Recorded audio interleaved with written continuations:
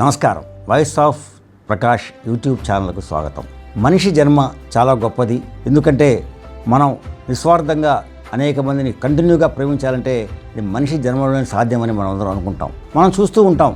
మరి తన భార్య యాక్సిడెంట్ అయ్యి మంచం మీద పడుకొని ఉంటే ఆమె ఇక లేవదు అని తెలిసినా కూడా సంవత్సరాల తరబడి ఆమెకు సేవ చేసే భర్తలు, అలాగే భర్తలకు ఏమైనా అయితే సేవ చేసే భార్యలు, అలాగే బిడ్డలకు ఏమైనా అయితే ఆ బిడ్డల్ని సంవత్సరాల తరబడి లేవలేడు తిరగలేడు అని తెలిసినా కూడా వాళ్ళని ప్రేమించేటటువంటి తల్లిదండ్రులు, వాళ్ళకి చికిత్స చేస్తున్నటువంటి తల్లిదండ్రులను మనం ఈ ప్రపంచంలో చూస్తాం.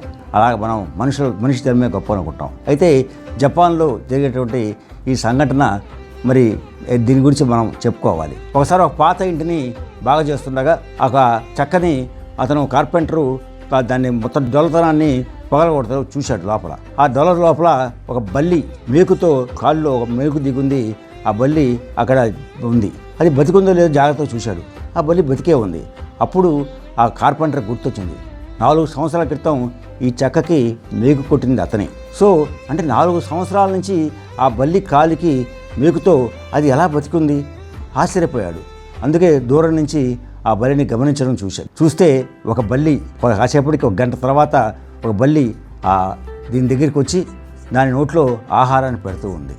అంటే 4 సంవత్సరాల నుంచి ఈ బల్లి ఆ బల్లిని బతికిస్తూ ఉంది. చూసారా, మనిషి జన్మే కాదు, కొన్నిసార్లు కొన్ని జీవుల జన్మ కూడా గొప్పగా ఉంటుంది. ఇది జపాన్లో జరిగినటువంటి ఒక యథార్థ సంఘటన. ఈ కంటెంట్ మీకు నచ్చితే లైక్ చేయండి, అలాగే నా ఛానల్ని లైక్ చేయండి, అలాగే సబ్స్క్రైబ్ చేయండి, మీ మిత్రులకి షేర్ చేయండి. Thank you.